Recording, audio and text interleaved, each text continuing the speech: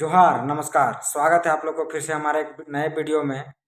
और आप लोगों ने पिछले दिन देखा होगा, यानी कल के दिन देखा होगा 20 तारीख को, कि टाइगर जयराम महतो का जनसभा मांडू विधानसभा क्षेत्र के केरला गांव में था और वहां काफ़ी संख्या में लोग उपस्थित थे टाइगर जयराम महतो के सुनने के लिए।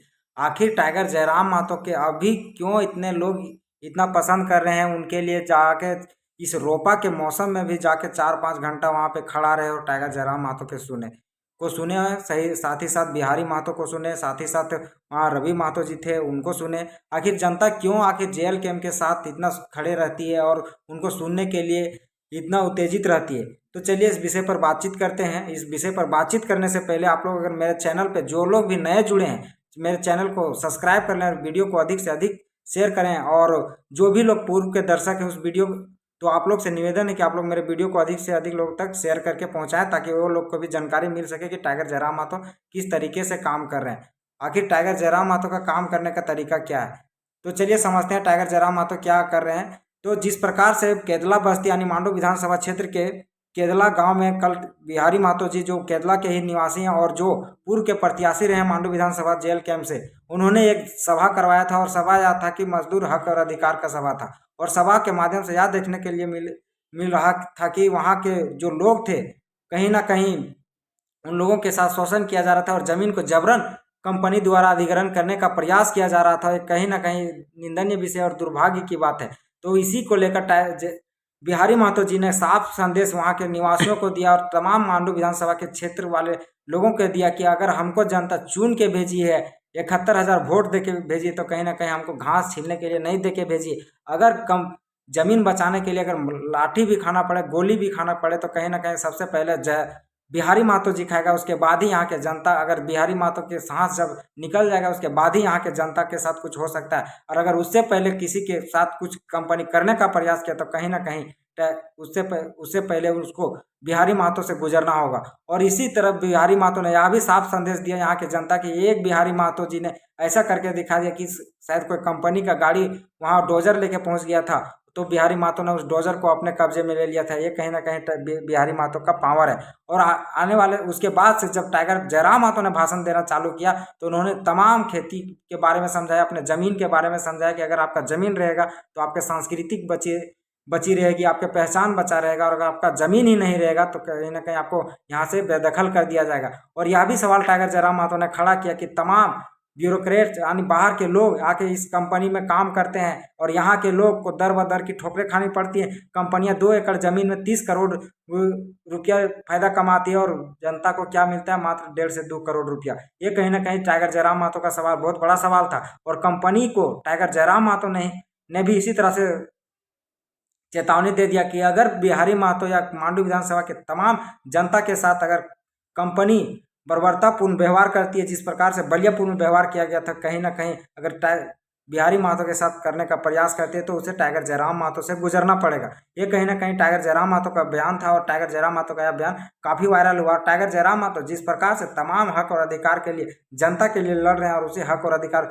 विस्थापित महासभा में शामिल हुए थे केदला बस्ती में, और टाइगर जयराम महतो लोगों को बताने का प्रयास कर रहे थे कि अगर आपका ज़मीन यही ज़मीन है और यही पीढ़ी है जो आप अपने ज़मीन को सुरक्षित रख सकते हैं, क्योंकि आने वाले पीढ़ी इस प्रकार का है जिन्हें गोबर का सेंट लग जाता है और वे लोग बोलते हैं कि मम्मी मुझे गोबर का सेंट लग रहा है। और इसी सब बातों को लेकर टाइगर जयराम महतो तमाम मांडू के जनता को मोटिवेट किए और तमाम जनता से निवेदन किया कि आपको अपना ज़मीन किसी भी हर हाल में नहीं छोड़ना है।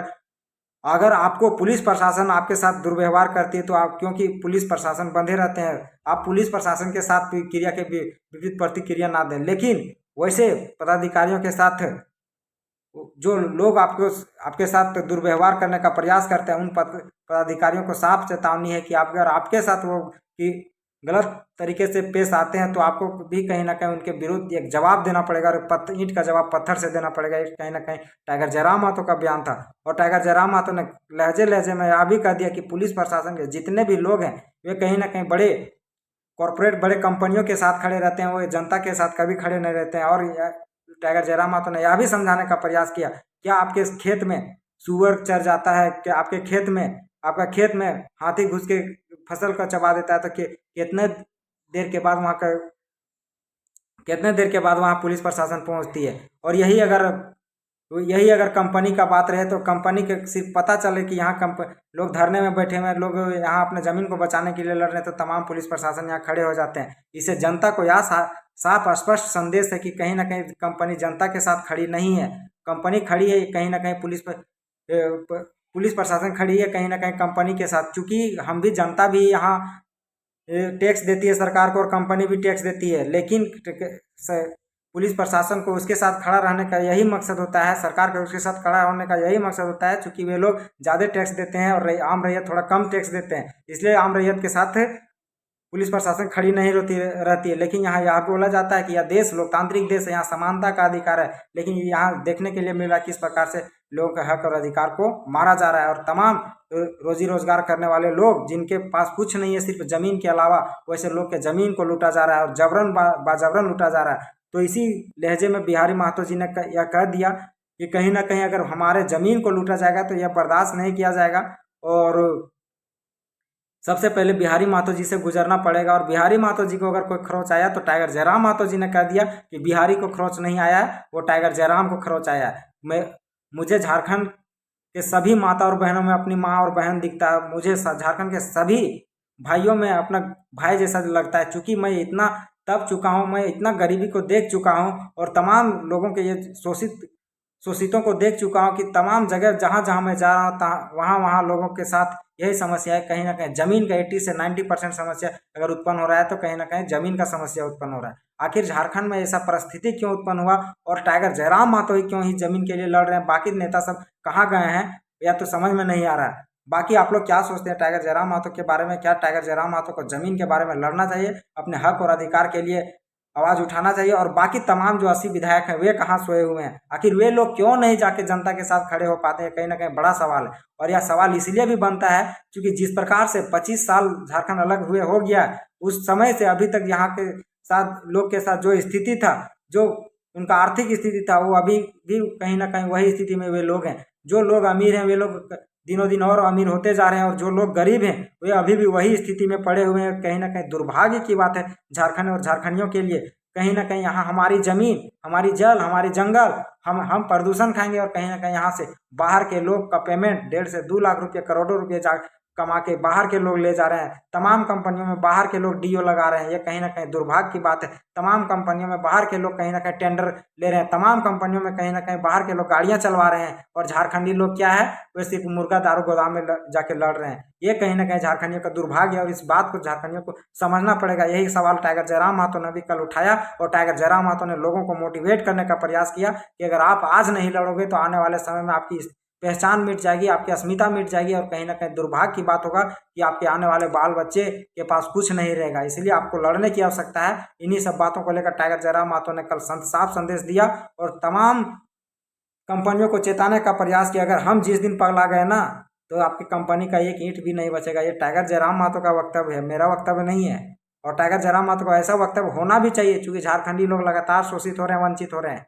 बाकी आप लोग क्या सोचते हैं टाइगर जयराम महतो के बारे में और अन्य विधायकों के बारे में? कमेंट बॉक्स में कमेंट करके जरूर बताइएगा और मेरे वीडियो को अधिक से अधिक लोगों के पास शेयर कर दीजिएगा, ताकि जो लोग आज भी समझ नहीं पाए कि हमारा ज़मीन का मूल्य क्या है, हम अगर हमारा ज़मीन नहीं रहेगा तो हम कहाँ रहेंगे, ये नहीं समझ पाए। और वे लोग जो पार्टी पॉलिटिक्स करते हैं, सिर्फ आलोचक बने रहते हैं, उन लोगों से मैं प्रश्न करना चाहूँगा कि भैया सब आज भी सुधर जाइए, नहीं तो आने वाले समय में आपकी स्थिति बद से बदतर हो जाएगा और आपके पास कुछ नहीं रहेगा आपके पहचान के अलावा। आप कहीं ना कहीं झोपड़पट्टी में रहने के लिए मजबूर हो जाओगे। अभी कम से कम आप ये बोलते हैं कुछ ना करते है तो हमारे बापा की जमीनवा है, बाप के ज़मीन जोत के जी लेंगे, लेकिन आने वाले समय में वो भी नहीं रहेगा जिस प्रकार से यहाँ रवैया है।